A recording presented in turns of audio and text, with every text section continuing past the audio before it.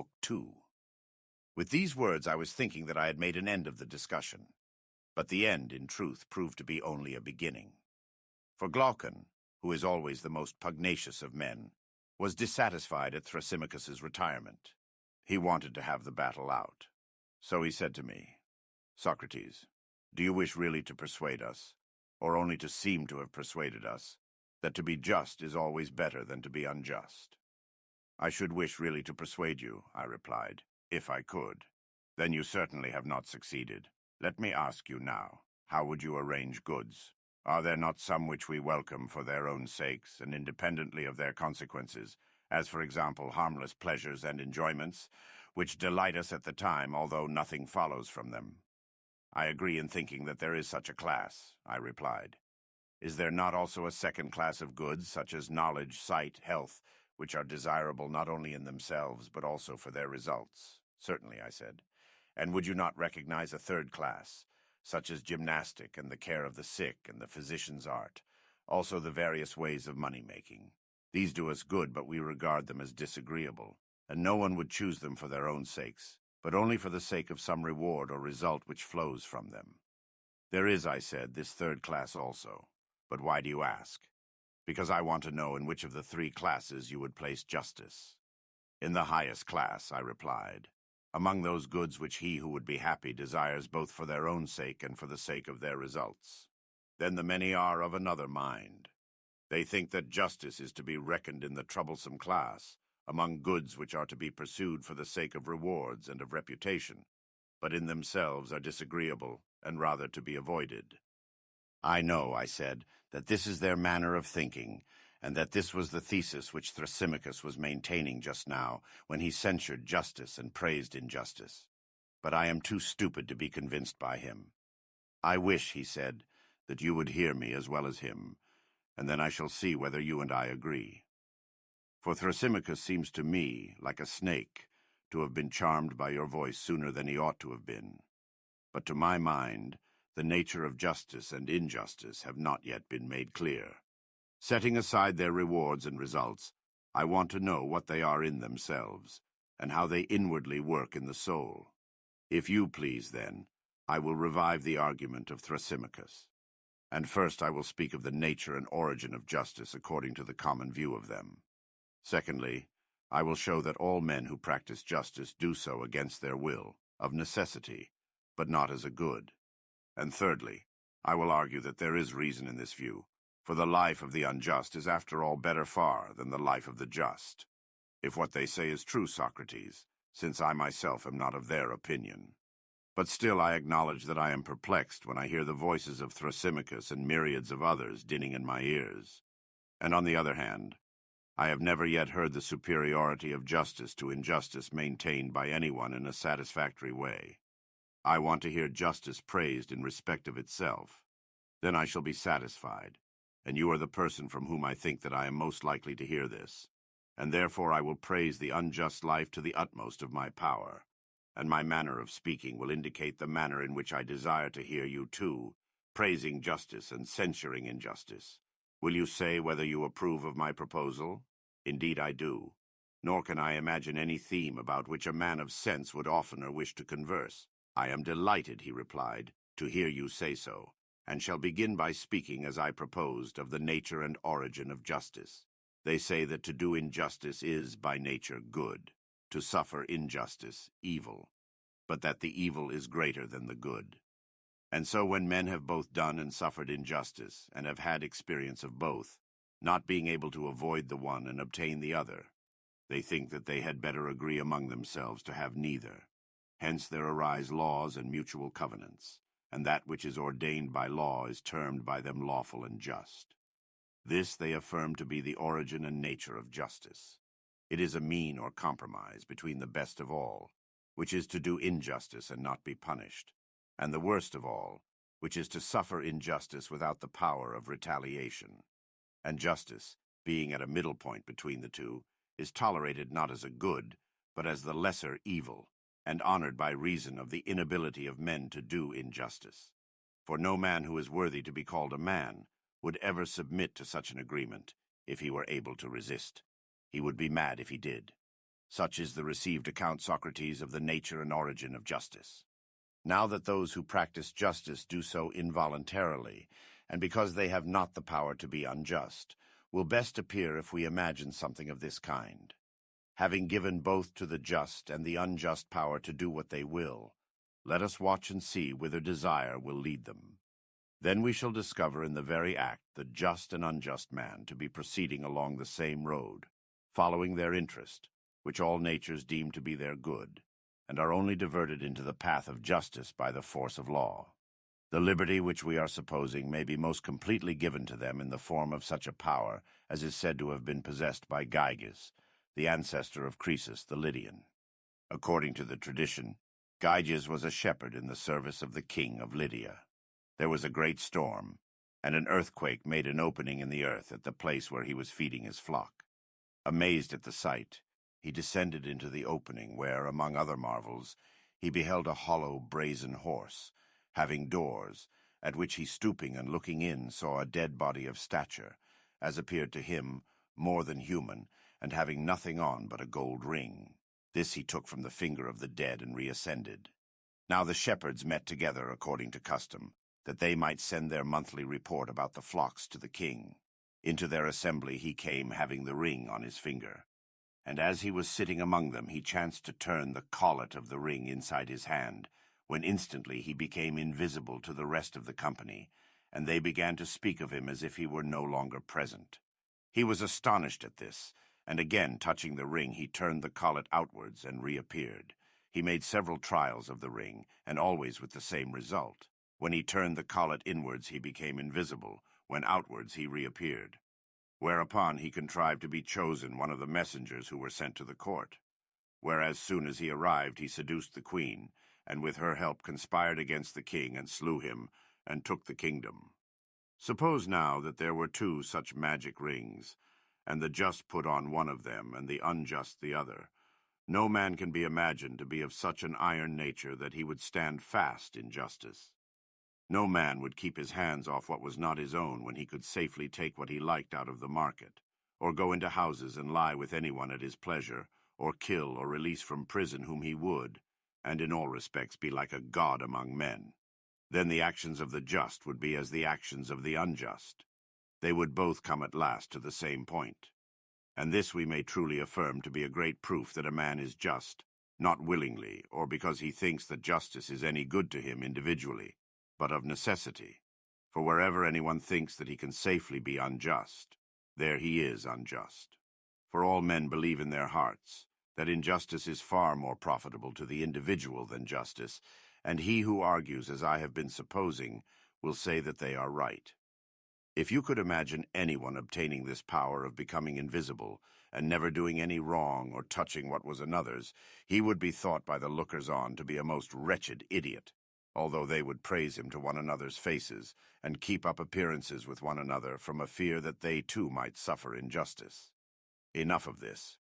Now, if we are to form a real judgment of the life of the just and unjust, we must isolate them. There is no other way. And how is the isolation to be effected? I answer, let the unjust man be entirely unjust, and the just man entirely just. Nothing is to be taken away from either of them, and both are to be perfectly furnished for the work of their respective lives. First, let the unjust be like other distinguished masters of craft, like the skillful pilot or physician, who knows intuitively his own powers and keeps within their limits, and who, if he fails at any point, is able to recover himself. So let the unjust make his unjust attempts in the right way, and lie hidden if he means to be great in his injustice. He who is found out is nobody, for the highest reach of injustice is to be deemed just when you are not. Therefore I say that in the perfectly unjust man we must assume the most perfect injustice. There is to be no deduction, but we must allow him, while doing the most unjust acts, to have acquired the greatest reputation for justice. If he have taken a false step, he must be able to recover himself. He must be one who can speak with effect, if any of his deeds come to light, and who can force his way where force is required by his courage and strength, and command of money and friends. And at his side let us place the just man in his nobleness and simplicity, wishing, as Aeschylus says, to be and not to seem good. There must be no seeming, For if he seem to be just, he will be honored and rewarded, and then we shall not know whether he is just for the sake of justice, or for the sake of honors and rewards. Therefore let him be clothed in justice only, and have no other covering. And he must be imagined in a state of life the opposite of the former. Let him be the best of men, and let him be thought the worst. Then he will have been put to the proof, and we shall see whether he will be affected by the fear of infamy and its consequences. And let him continue thus to the hour of death, being just and seeming to be unjust. When both have reached the uttermost extreme, the one of justice and the other of injustice, let judgment be given which of them is the happier of the two. Heavens, my dear Glaucon, I said, how energetically you polish them up for the decision, first one and then the other, as if they were two statues. I do my best, he said, and now that we know what they are like, there is no difficulty in tracing out the sort of life which awaits either of them. This I will proceed to describe, but as you may think the description a little too coarse, I ask you to suppose, Socrates, that the words which follow are not mine. Let me put them into the mouths of the eulogists of injustice. They will tell you that the just man who is thought unjust will be scourged, racked, bound, will have his eyes burnt out, and at last, after suffering every kind of evil, he will be impaled. Then he will understand that he ought to seem only and not to be just. The words of Aeschylus may be more truly spoken of the unjust than of the just. For the unjust is pursuing a reality. He does not live with a view to appearances. He wants to be really unjust and not to seem only. His mind has a soil deep and fertile, out of which spring his prudent counsels. In the first place, he is thought just and therefore bears rule in the city. He can marry whom he will, and give in marriage to whom he will. Also he can trade and deal where he likes, and always to his own advantage, because he has no misgivings about injustice. And at every contest, whether in public or private, he gets the better of his antagonists, and gains at their expense, and is rich, and out of his gains he can benefit his friends, and harm his enemies. Moreover, he can offer sacrifices, and dedicate gifts to the gods abundantly and magnificently, and can honor the gods or any man whom he wants to honor in a far better style than the just, and therefore he is likely to be dearer than they are to the gods. And thus, Socrates, gods and men are said to unite in making the life of the unjust better than the life of the just. I was going to say something in answer to Glaucon when Adimantus, his brother, interposed. Socrates, he said, you do not suppose that there is nothing more to be urged. Why, what else is there? I answered. The strongest point of all has not been even mentioned, he replied. Well then, according to the proverb, let brother help brother. If he fails in any part, do you assist him? Although I must confess that Glaucon has already said quite enough to lay me in the dust, and take from me the power of helping justice. Nonsense, he replied. But let me add something more. There is another side to Glaucon's argument about the praise and censure of justice and injustice, which is equally required in order to bring out what I believe to be his meaning. Parents and tutors are always telling their sons and their wards that they are to be just. But why? Not for the sake of justice, but for the sake of character and reputation, in the hope of obtaining for him who is reputed just some of those offices, marriages and the like, which Glaucon has enumerated among the advantages accruing to the unjust from the reputation of justice. More, however, is made of appearances by this class of persons than by the others, for they throw in the good opinion of the gods, and will tell you of a shower of benefits which the heavens, as they say, rain upon the pious. And this accords with the testimony of the noble Hesiod and Homer, the first of whom says that the gods make the oaks of the just, to bear acorns at their summit, and bees in the middle, and the sheep are bowed down with the weight of their fleeces, and many other blessings of a like kind are provided for them. And Homer has a very similar strain, for he speaks of one whose fame is as the fame of some blameless king who like a god maintains justice, to whom the black earth brings forth wheat and barley, whose trees are bowed with fruit, and his sheep never fail to bear, and the sea gives him fish. Still grander are the gifts of heaven, which Musaeus and his son vouchsafe to the just. They take them down into the world below, where they have the saints lying on couches at a feast, everlastingly drunk, crowned with garlands. Their idea seems to be that an immortality of drunkenness is the highest meed of virtue. Some extend their rewards yet further. The posterity, as they say, of the faithful and just shall survive to the third and fourth generation. This is the style in which they praise justice. But about the wicked there is another strain. They bury them in a slough in Hades, and make them carry water in a sieve. Also, while they are yet living, they bring them to infamy, and inflict upon them the punishments which Glaucon described as the portion of the just who are reputed to be unjust. Nothing else does their invention supply. Such is their manner of praising the one and censuring the other. Once more, Socrates, I will ask you to consider another way of speaking about justice and injustice, which is not confined to the poets, but is found in prose writers. The universal voice of mankind is always declaring that justice and virtue are honorable, but grievous and toilsome, and that the pleasures of vice and injustice are easy of attainment, and are only censured by law and opinion. They say also that honesty is for the most part less profitable than dishonesty, and they are quite ready to call wicked men happy, and to honor them both in public and private when they are rich or in any other way influential, while they despise and overlook those who may be weak and poor, even though acknowledging them to be better than the others. But most extraordinary of all is their mode of speaking about virtue and the gods. They say that the gods apportion calamity and misery to many good men, and good and happiness to the wicked.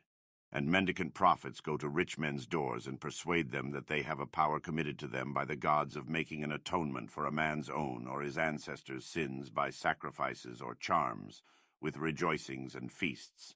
And they promise to harm an enemy, whether just or unjust, at a small cost, with magic arts and incantations binding heaven, as they say, to execute their will. And the poets are the authorities to whom they appeal, now smoothing the path of vice with the words of Hesiod.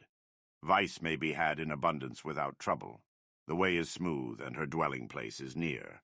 But before virtue the gods have set toil, and a tedious and uphill road. Then citing Homer as a witness that the gods may be influenced by men. For he also says, the gods too may be turned from their purpose, and men pray to them and avert their wrath by sacrifices and soothing entreaties, and by libations and the odor of fat, when they have sinned and transgressed. And they produce a host of books written by Musaeus and Orpheus, who were children of the moon and the muses, that is what they say, according to which they perform their ritual, and persuade not only individuals but whole cities, that expiations and atonements for sin may be made by sacrifices and amusements which fill a vacant hour, and are equally at the service of the living and the dead. The latter sort they call mysteries, and they redeem us from the pains of hell. But if we neglect them, no one knows what awaits us. He proceeded, and now when the young hear all this said about virtue and vice, and the way in which gods and men regard them, how are their minds likely to be affected, my dear Socrates? Those of them, I mean, who are quick-witted, and like bees on the wing, light on every flower, and from all that they hear are prone to draw conclusions as to what manner of persons they should be, and in what way they should walk if they would make the best of life. Probably the youth will say to himself in the words of Pindar, can I by justice or by crooked ways of deceit ascend a loftier tower which may be a fortress to me all my days? For what men say is that, if I am really just, and am not also thought just profit, there is none. But the pain and loss, on the other hand, are unmistakable. But if, though unjust, I acquire the reputation of justice, a heavenly life is promised to me. Since then, as philosophers prove, appearance tyrannizes over truth and is lord of happiness, to appearance I must devote myself. I will describe around me a picture and shadow of virtue to be the vestibule and exterior of my house. Behind I will trail the subtle and crafty fox, as Archilochus, greatest of sages, recommends. But I hear someone exclaiming that the concealment of wickedness is often difficult, to which I answer, nothing great is easy. Nevertheless, the argument indicates this, if we would be happy, to be the path along which we should proceed. With a view to concealment, we will establish secret brotherhoods and political clubs, and there are professors of rhetoric who teach the art of persuading courts and assemblies. And so, partly by persuasion and partly by force, I shall make unlawful gains and not be punished. Still I hear a voice saying that the gods cannot be deceived, neither can they be compelled. But what if there are no gods? Or suppose them to have no care of human things? Why, in either case, should we mind about concealment? And even if there are gods, and they do care about us, yet we know of them only from tradition and the genealogies of the poets. And these are the very persons who say that they may be influenced and turned by sacrifices and soothing entreaties and by offerings. Let us be consistent, then, and believe both or neither. If the poets speak truly, why then we had better be unjust, and offer of the fruits of injustice. For if we are just, although we may escape the vengeance of heaven, we shall lose the gains of injustice. But if we are unjust, we shall keep the gains. And by our sinning and praying and praying and sinning, the gods will be propitiated, and we shall not be punished.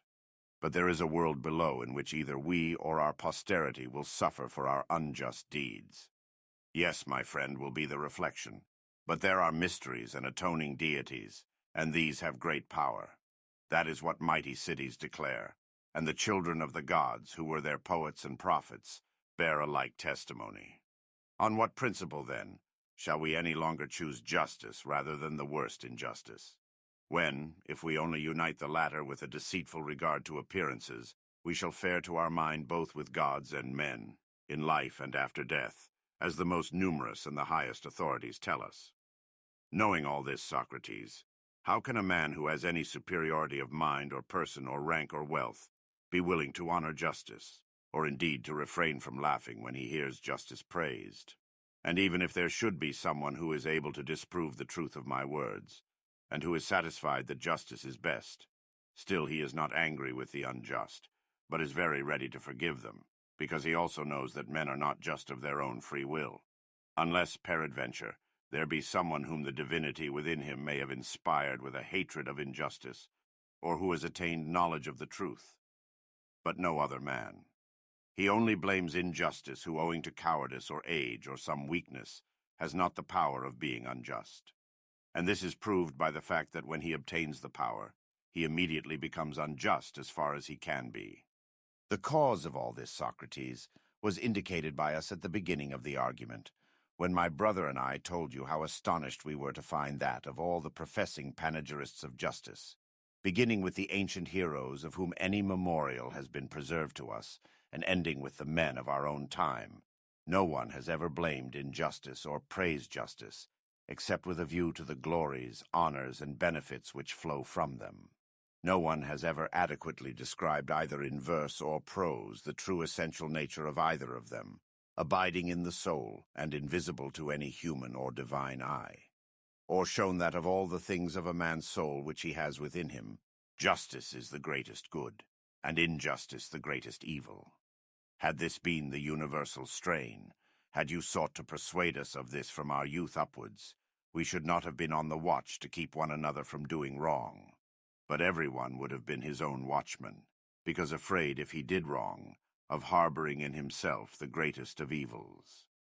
I dare say that Thrasymachus and others would seriously hold the language which I have been merely repeating, and words even stronger than these about justice and injustice, grossly, as I conceive, perverting their true nature. But I speak in this vehement manner, as I must frankly confess to you, because I want to hear from you the opposite side. And I would ask you to show not only the superiority which justice has over injustice, but what effect they have on the possessor of them, which makes the one to be a good and the other an evil to him. And please, as Glaucon requested of you, to exclude reputations. For unless you take away from each of them his true reputation, and add on the false, we shall say that you do not praise justice, but the appearance of it. We shall think that you are only exhorting us to keep injustice dark, and that you really agree with Thrasymachus in thinking that justice is another's good, and the interest of the stronger, and that injustice is a man's own profit and interest, though injurious to the weaker. Now, as you have admitted that justice is one of that highest class of goods which are desired indeed for their results, but in a far greater degree for their own sakes, like sight or hearing or knowledge or health or any other real and natural and not merely conventional good, I would ask you in your praise of justice to regard one point only. I mean the essential good and evil which justice and injustice work in the possessors of them. Let others praise justice and censure injustice, magnifying the rewards and honors of the one and abusing the other. That is a manner of arguing which, coming from them, I am ready to tolerate. But from you, who have spent your whole life in the consideration of this question, Unless I hear the contrary from your own lips, I expect something better. And therefore I say, not only prove to us that justice is better than injustice, but show what they either of them do to the possessor of them, which makes the one to be a good and the other an evil, whether seen or unseen by gods and men. I had always admired the genius of Glaucon and Adimantus, but on hearing these words I was quite delighted and said, "Sons of an illustrious father, that was not a bad beginning of the elegiac verses which the admirer of Glaucon made in honor of you after you had distinguished yourselves at the battle of Megara. Sons of Ariston, he sang, divine offspring of an illustrious hero." The epithet is very appropriate, for there is something truly divine in being able to argue as you have done for the superiority of injustice, and remaining unconvinced by your own arguments. And I do believe that you are not convinced. This I infer from your general character, for had I judged only from your speeches, I should have mistrusted you. But now, the greater my confidence in you, the greater is my difficulty in knowing what to say. For I am in a strait between two. On the one hand, I feel that I am unequal to the task, and my inability is brought home to me by the fact that you were not satisfied with the answer which I made to Thrasymachus, proving, as I thought, the superiority which justice has over injustice. And yet I cannot refuse to help, while breath and speech remain to me. I am afraid that there would be an impiety in being present when justice is evil spoken of and not lifting up a hand in her defense, and therefore I had best give such help as I can. Glaucon and the rest entreated me by all means not to let the question drop, but to proceed in the investigation. They wanted to arrive at the truth first, about the nature of justice and injustice, and secondly, about their relative advantages. I told them what I really thought, that the inquiry would be of a serious nature, and would require very good eyes. Seeing then, I said, that we are no great wits, I think that we had better adopt a method which I may illustrate thus. Suppose that a short-sighted person had been asked by someone to read small letters from a distance, and it occurred to someone else that they might be found in another place which was larger, and in which the letters were larger, if they were the same and he could read the larger letters first, and then proceed to the lesser. This would have been thought a rare piece of good fortune. Very true, said Adimantus. But how does the illustration apply to our inquiry? I will tell you, I replied. Justice, which is the subject of our inquiry, is, as you know, sometimes spoken of as the virtue of an individual, and sometimes as the virtue of a state. True, he replied, and is not a state larger than an individual? It is. Then in the larger, the quantity of justice is likely to be larger and more easily discernible. I propose, therefore, that we inquire into the nature of justice and injustice, first as they appear in the state, and secondly in the individual, proceeding from the greater to the lesser and comparing them. That, he said, is an excellent proposal, and if we imagine the state in process of creation, we shall see the justice and injustice of the state in process of creation also. I dare say. When the state is completed, there may be a hope that the object of our search will be more easily discovered. Yes, far more easily. But ought we to attempt to construct one, I said, for to do so, as I am inclined to think, will be a very serious task. Reflect, therefore. I have reflected, said Adimantus, and am anxious that you should proceed. A state, I said, arises, as I conceive, out of the needs of mankind. No one is self-sufficing, but all of us have many wants. Can any other origin of a state be imagined? There can be no other. Then, as we have many wants, and many persons are needed to supply them, one takes a helper for one purpose and another for another. And when these partners and helpers are gathered together in one habitation, the body of inhabitants is termed a state. True, he said. And they exchange with one another, and one gives and another receives, under the idea that the exchange will be for their good. Very true. Then, I said, let us begin and create in idea a state, and yet the true creator is necessity, who is the mother of our invention. Of course, he replied. Now the first and greatest of necessities is food, which is the condition of life and existence. Certainly. The second is a dwelling, and the third clothing and the like. True. And now let us see how our city will be able to supply this great demand. We may suppose that one man is a husbandman, another a builder, someone else a weaver. Shall we add to them a shoemaker, or perhaps some other purveyor to our bodily wants? Quite right. The barest notion of a state must include 4 or 5 men. Clearly. And how will they proceed? Will each bring the result of his labors into a common stock? The individual husbandman, for example, producing for 4, and laboring 4 times as long and as much as he need in the provision of food with which he supplies others as well as himself. Or will he have nothing to do with others and not be at the trouble of producing for them, but provide for himself alone 1/4 of the food in 1/4 of the time, and in the remaining 3/4 of his time be employed in making a house or a coat or a pair of shoes, having no partnership with others, but supplying himself all his own wants? Adimantus thought that he should aim at producing food only, and not at producing everything. Probably, I replied, that would be the better way. And when I hear you say this, I am myself reminded that we are not all alike. There are diversities of natures among us which are adapted to different occupations. Very true. And will you have a work better done when the workman has many occupations, or when he has only one? When he has only one. Further, there can be no doubt that a work is spoilt when not done at the right time. No doubt. For business is not disposed to wait until the doer of the business is at leisure, but the doer must follow up what he is doing, and make the business his first object. He must. And if so, we must infer that all things are produced more plentifully and easily, and of a better quality when one man does one thing which is natural to him, and does it at the right time, and leaves other things. Undoubtedly. Then more than 4 citizens will be required, for the husbandman will not make his own plough or mattock or other implements of agriculture, if they are to be good for anything. Neither will the builder make his tools, and he too needs many, and in like manner the weaver and shoemaker. True. Then carpenters and smiths and many other artisans will be sharers in our little state, which is already beginning to grow? True. Yet even if we add netherds, shepherds, and other herdsmen, in order that our husbandmen may have oxen to plough with, and builders as well as husbandmen may have draft cattle, and curriers and weavers fleeces and hides, still our state will not be very large. That is true, yet neither will it be a very small state which contains all these. Then again there is the situation of the city.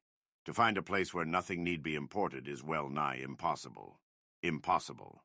Then there must be another class of citizens who will bring the required supply from another city. There must. But if the trader goes empty-handed, having nothing which they require who would supply his need, he will come back empty-handed. That is certain. And therefore what they produce at home must be not only enough for themselves, but such both in quantity and quality as to accommodate those from whom their wants are supplied. Very true. Then more husbandmen and more artisans will be required? They will. Not to mention the importers and exporters, who are called merchants. Yes, then we shall want merchants? We shall. And if merchandise is to be carried over the sea, skillful sailors will also be needed, and in considerable numbers? Yes, in considerable numbers. Then again, within the city, how will they exchange their productions?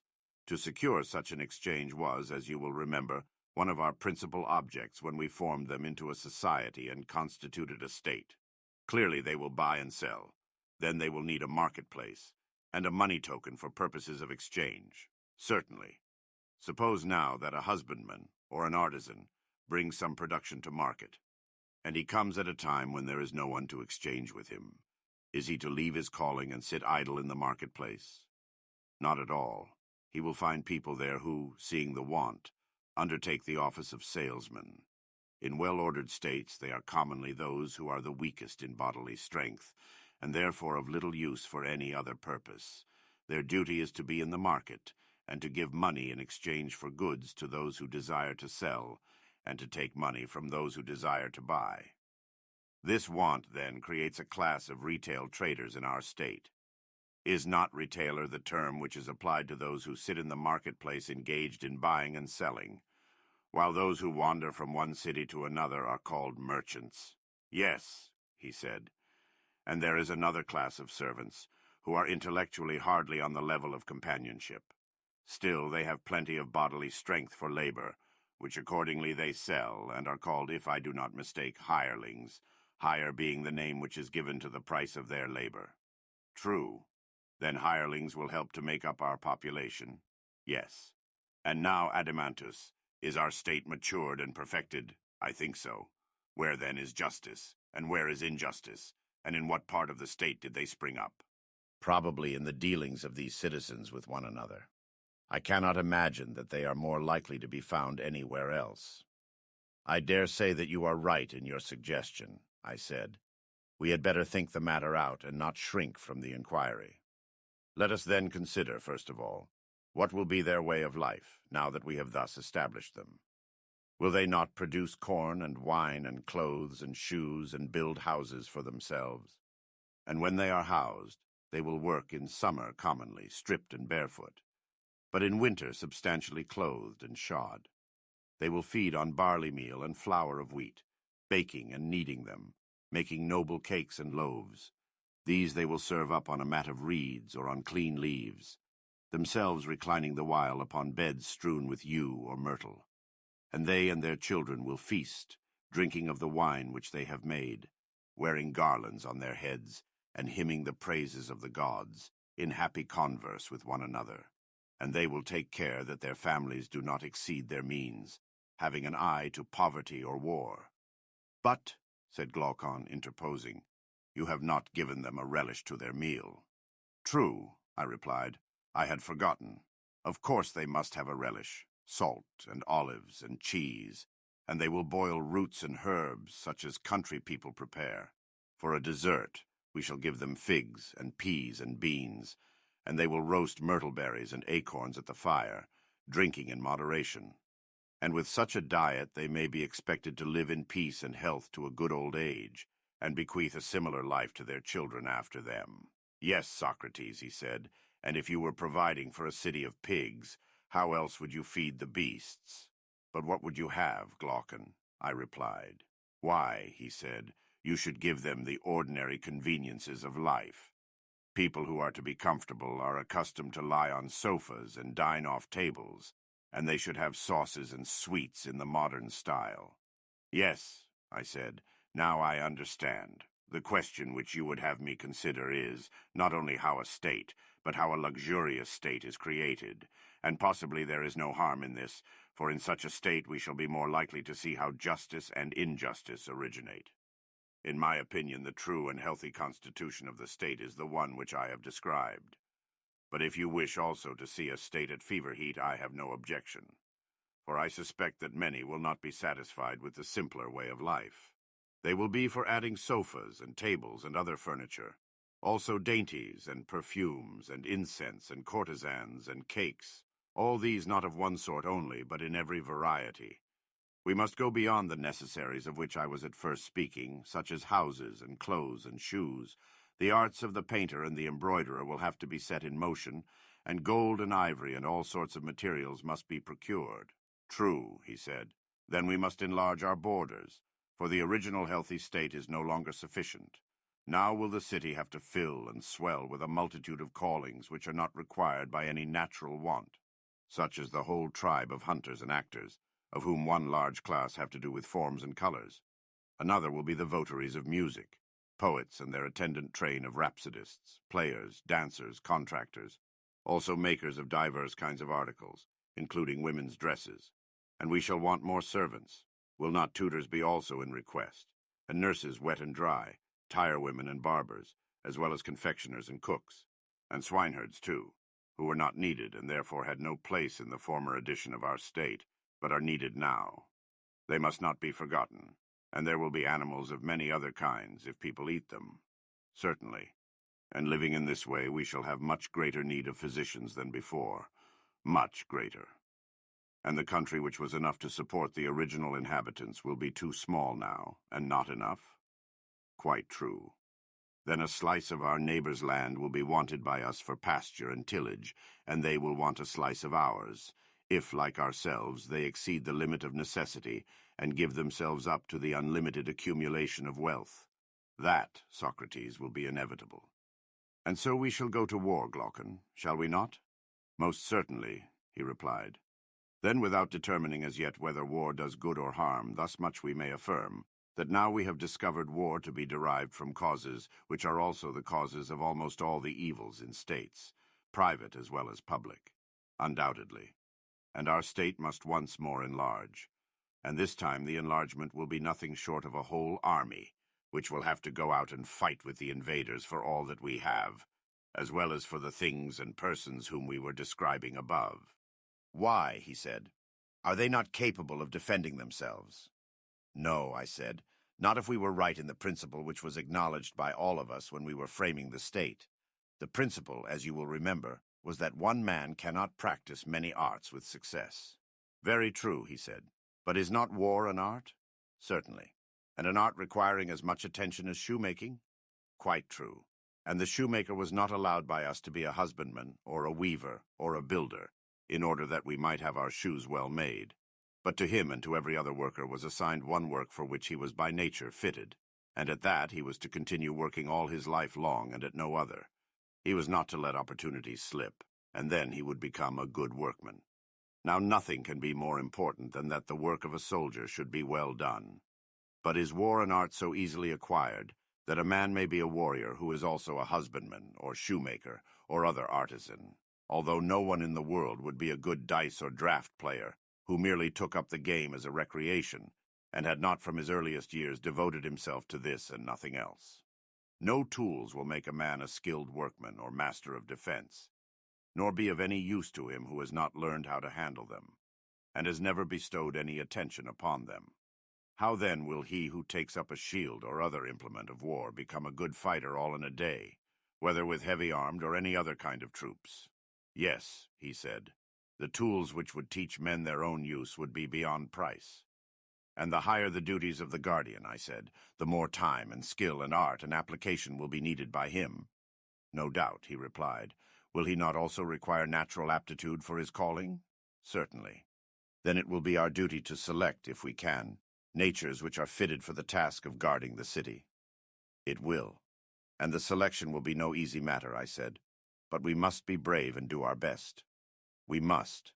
Is not the noble youth very like a well-bred dog in respect of guarding and watching? What do you mean? I mean that both of them ought to be quick to see, and swift to overtake the enemy when they see him, and strong too if, when they have caught him, they have to fight with him. All these qualities, he replied, will certainly be required by them. Well, and your guardian must be brave if he is to fight well. Certainly. And is he likely to be brave who has no spirit, whether horse or dog or any other animal? Have you never observed how invincible and unconquerable is spirit, and how the presence of it makes the soul of any creature to be absolutely fearless and indomitable? I have. Then now we have a clear notion of the bodily qualities which are required in the guardian. True, and also of the mental ones. His soul is to be full of spirit? Yes. But are not these spirited natures apt to be savage with one another and with everybody else? A difficulty by no means easy to overcome, he replied. Whereas, I said, they ought to be dangerous to their enemies and gentle to their friends. If not, they will destroy themselves without waiting for their enemies to destroy them. True, he said. What is to be done then, I said. How shall we find a gentle nature which has also a great spirit, for the one is the contradiction of the other? True, he will not be a good guardian who is wanting in either of these two qualities, and yet the combination of them appears to be impossible, and hence we must infer that to be a good guardian is impossible. I am afraid that what you say is true, he replied. Here, feeling perplexed, I began to think over what had preceded. My friend, I said, no wonder that we are in a perplexity, for we have lost sight of the image which we had before us. What do you mean? He said. I mean to say that there do exist natures gifted with those opposite qualities. And where do you find them? Many animals, I replied, furnish examples of them. Our friend the dog is a very good one. You know that well-bred dogs are perfectly gentle to their familiars and acquaintances, and the reverse to strangers. Yes, I know. Then there is nothing impossible or out of the order of nature in our finding a guardian who has a similar combination of qualities? Certainly not. Would not he who is fitted to be a guardian, besides the spirited nature, need to have the qualities of a philosopher? I do not apprehend your meaning. The trait of which I am speaking, I replied, may be also seen in the dog, and is remarkable in the animal. What trait? Why, a dog, whenever he sees a stranger, is angry. When an acquaintance, he welcomes him, although the one has never done him any harm, nor the other any good. Did this never strike you as curious? The matter never struck me before, but I quite recognize the truth of your remark. And surely this instinct of the dog is very charming. Your dog is a true philosopher. Why? Why? Because he distinguishes the face of a friend and of an enemy only by the criterion of knowing and not knowing. And must not an animal be a lover of learning who determines what he likes and dislikes by the test of knowledge and ignorance? Most assuredly. And is not the love of learning the love of wisdom, which is philosophy? They are the same, he replied. And may we not say confidently of man also, that he who is likely to be gentle to his friends and acquaintances must by nature be a lover of wisdom and knowledge, that we may safely affirm. Then he who is to be a really good and noble guardian of the state will require to unite in himself philosophy and spirit and swiftness and strength. Undoubtedly. Then we have found the desired natures. And now that we have found them, how are they to be reared and educated? Is not this an inquiry which may be expected to throw light on the greater inquiry which is our final end? How do justice and injustice grow up in states? For we do not want either to omit what is to the point, or to draw out the argument to an inconvenient length. Adimantus thought that the enquiry would be of great service to us. Then I said, my dear friend, the task must not be given up, even if somewhat long. Certainly not. Come then, and let us pass a leisure hour in storytelling, and our story shall be the education of our heroes, by all means. And what shall be their education? Can we find a better than the traditional sort? And this has two divisions, gymnastic for the body, and music for the soul. True. Shall we begin education with music and go on to gymnastic afterwards? By all means. And when you speak of music, do you include literature or not? I do. And literature may be either true or false? Yes. And the young should be trained in both kinds, and we begin with the false. I do not understand your meaning, he said. You know, I said, that we begin by telling children's stories which, though not wholly destitute of truth, are in the main fictitious. And these stories are told them when they are not of an age to learn gymnastics. Very true. That was my meaning when I said that we must teach music before gymnastics. Quite right, he said. You know also that the beginning is the most important part of any work, especially in the case of a young and tender thing, for that is the time at which the character is being formed, and the desired impression is more readily taken. Quite true. And shall we just carelessly allow children to hear any casual tales which may be devised by casual persons, and to receive into their minds ideas for the most part the very opposite of those which we should wish them to have when they are grown up? We cannot. Then the first thing will be to establish a censorship of the writers of fiction, and let the censors receive any tale of fiction which is good and reject the bad, and we will desire mothers and nurses to tell their children the authorized ones only. Let them fashion the mind with such tales, even more fondly than they mold the body with their hands. But most of those which are now in use must be discarded. Of what tales are you speaking? He said.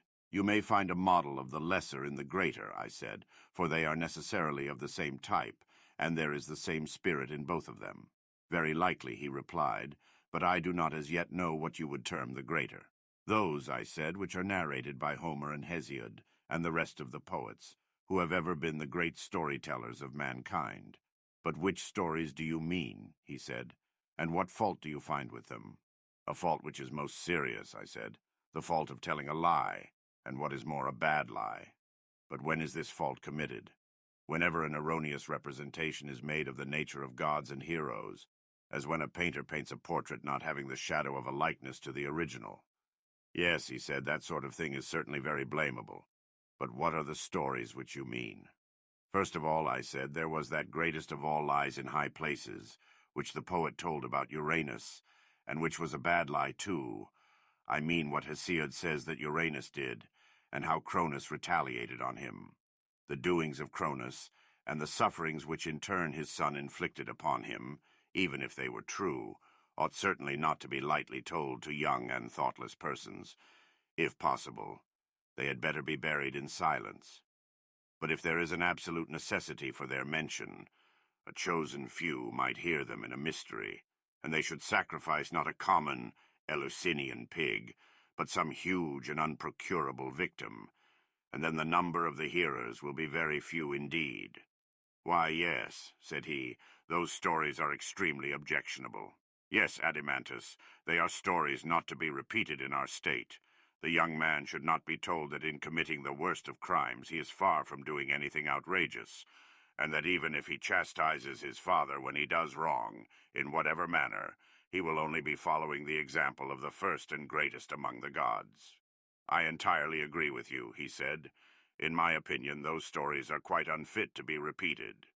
Neither, if we mean our future guardians to regard the habit of quarreling among themselves as of all things the basest, should any word be said to them of the wars in heaven, and of the plots and fightings of the gods against one another, for they are not true. No, we shall never mention the battles of the giants, or let them be embroidered on garments, and we shall be silent about the innumerable other quarrels of gods and heroes with their friends and relatives. If they would only believe us, we would tell them that quarreling is unholy, and that never up to this time has there been any quarrel between citizens. This is what old men and old women should begin by telling children. And when they grow up, the poets also should be told to compose for them in a similar spirit. But the narrative of Hephaestus binding here his mother, or how on another occasion Zeus sent him flying for taking her part when she was being beaten, and all the battles of the gods in Homer, these tales must not be admitted into our state, whether they are supposed to have an allegorical meaning or not. For a young person cannot judge what is allegorical and what is literal. Anything that he receives into his mind at that age is likely to become indelible and unalterable, and therefore it is most important that the tales which the young first hear should be models of virtuous thoughts. There you are right, he replied. But if anyone asks where are such models to be found, and of what tales are you speaking, how shall we answer him? I said to him, You and I, Adimantus, at this moment are not poets, but founders of a state. Now the founders of a state ought to know the general forms in which poets should cast their tales, and the limits which must be observed by them, but to make the tales is not their business. Very true, he said, but what are these forms of theology which you mean? Something of this kind, I replied. God is always to be represented as he truly is, whatever be the sort of poetry, epic, lyric, or tragic in which the representation is given. Right. And is he not truly good? And must he not be represented as such? Certainly. And no good thing is hurtful? No, indeed. And that which is not hurtful hurts not? Certainly not. And that which hurts not does no evil? No. And can that which does no evil be a cause of evil? Impossible. And the good is advantageous? Yes. And therefore the cause of well-being? Yes. It follows therefore that the good is not the cause of all things, but of the good only? Assuredly.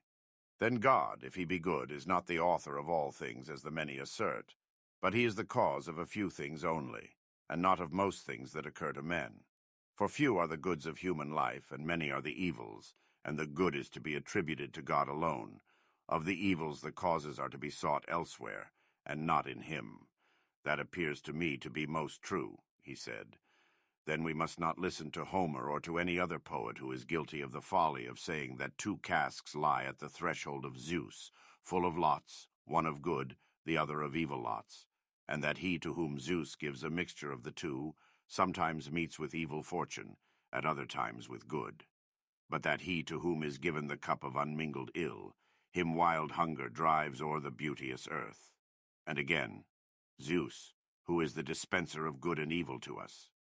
And if anyone asserts that the violation of oaths and treaties, which was really the work of Pandarus, was brought about by Athene and Zeus, or that the strife and contention of the gods was instigated by Themis and Zeus, he shall not have our approval.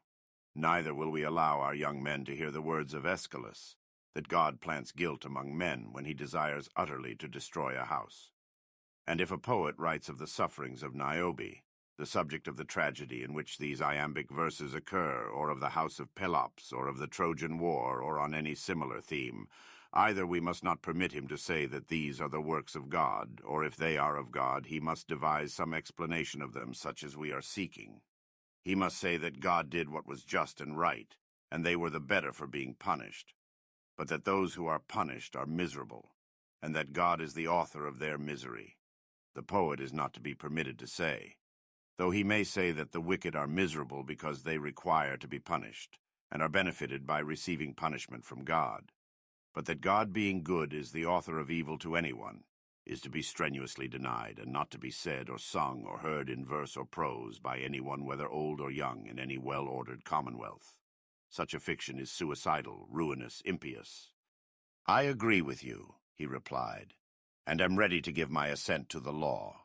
Let this then be one of our rules and principles concerning the gods, to which our poets and reciters will be expected to conform, that God is not the author of all things, but of good only. That will do, he said. And what do you think of a second principle?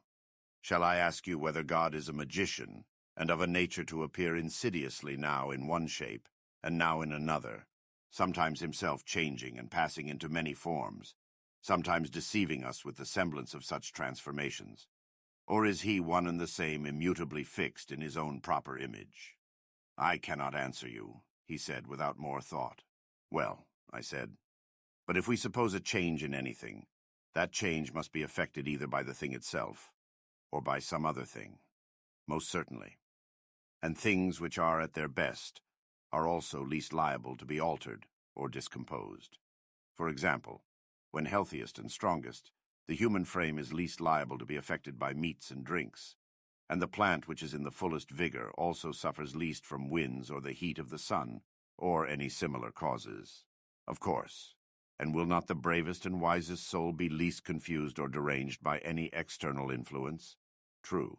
And the same principle, as I should suppose, applies to all composite things, furniture, houses, garments.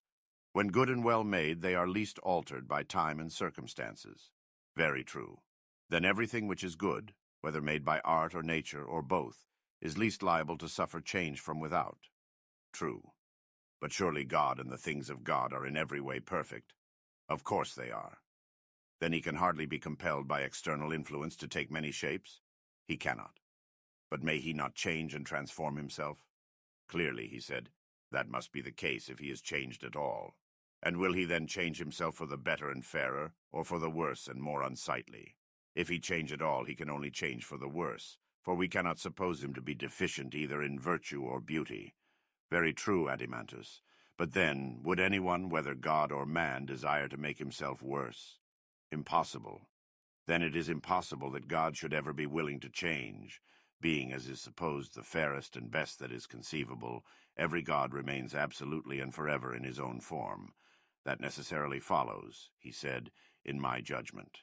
Then I said, my dear friend, let none of the poets tell us that the gods, taking the disguise of strangers from other lands, walk up and down cities in all sorts of forms. And let no one slander Proteus and Thetis. Neither let anyone, either in tragedy or in any other kind of poetry, introduce here disguised in the likeness of a priestess, asking an alms for the life-giving daughters of Inachus, the river of Argos. Let us have no more lies of that sort. Neither must we have mothers under the influence of the poets scaring their children with a bad version of these myths, telling how certain gods, as they say, go about by night in the likeness of so many strangers and in diverse forms. But let them take heed lest they make cowards of their children, and at the same time speak blasphemy against the gods. Heaven forbid, he said. But although the gods are themselves unchangeable, still by witchcraft and deception they may make us think that they appear in various forms. Perhaps, he replied. Well, but can you imagine that God will be willing to lie, whether in word or deed, or to put forth a phantom of himself? I cannot say, he replied. Do you not know, I said, that the true lie, if such an expression may be allowed, is hated of gods and men? What do you mean? He said, I mean that no one is willingly deceived in that which is the truest and highest part of himself, or about the truest and highest matters. There, above all, he is most afraid of a lie having possession of him. Still, he said, I do not comprehend you. The reason is, I replied, that you attribute some profound meaning to my words. But I am only saying that deception, or being deceived or uninformed about the highest realities in the highest part of themselves, which is the soul, and in that part of them to have and to hold the lie, is what mankind least like. That, I say, is what they utterly detest. There is nothing more hateful to them.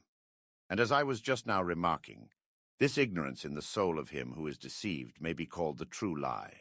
For the lie in words is only a kind of imitation and shadowy image of a previous affection of the soul, not pure unadulterated falsehood. Am I not right? Perfectly right. The true lie is hated not only by the gods, but also by men. Yes. Whereas the lie in words is in certain cases useful and not hateful. In dealing with enemies, that would be an instance. Or again, when those whom we call our friends in a fit of madness or illusion are going to do some harm, then it is useful and is a sort of medicine or preventive. Also in the tales of mythology, of which we were just now speaking, because we do not know the truth about ancient times, we make falsehood as much like truth as we can, and so turn it to account. Very true, he said. But can any of these reasons apply to God? Can we suppose that he is ignorant of antiquity and therefore has recourse to invention? That would be ridiculous, he said. Then the lying poet has no place in our idea of God. I should say not. Or perhaps he may tell a lie because he is afraid of enemies. That is inconceivable. But he may have friends who are senseless or mad. But no mad or senseless person can be a friend of God. Then no motive can be imagined why God should lie. None whatever. Then the superhuman and divine is absolutely incapable of falsehood. Yes. Then is God perfectly simple and true both in word and deed. He changes not. He deceives not, either by sign or word, by dream or waking vision. Your thoughts, he said, are the reflection of my own. You agree with me, then, I said, that this is the second type or form in which we should write and speak about divine things. The gods are not magicians who transform themselves. Neither do they deceive mankind in any way. I grant that. Then, although we are admirers of Homer, we do not admire the lying dream which Zeus sends to Agamemnon. Neither will we praise the verses of Aeschylus in which Thetis says that Apollo, at her nuptials, was celebrating in song her fair progeny, whose days were to be long and to know no sickness. And when he had spoken of my lot as in all things blessed of heaven, he raised a note of triumph and cheered my soul. And I thought that the word of Phoebus, being divine and full of prophecy, would not fail. And now he himself who uttered the strain, he who was present at the banquet and who said this, he it is who has slain my son. These are the kind of sentiments about the gods which will arouse our anger, and he who utters them shall be refused a chorus. Neither shall we allow teachers to make use of them in the instruction of the young, meaning, as we do, that our guardians, as far as men can be, should be true worshippers of the gods and like them. I entirely agree, he said, in these principles and promise to make them my laws.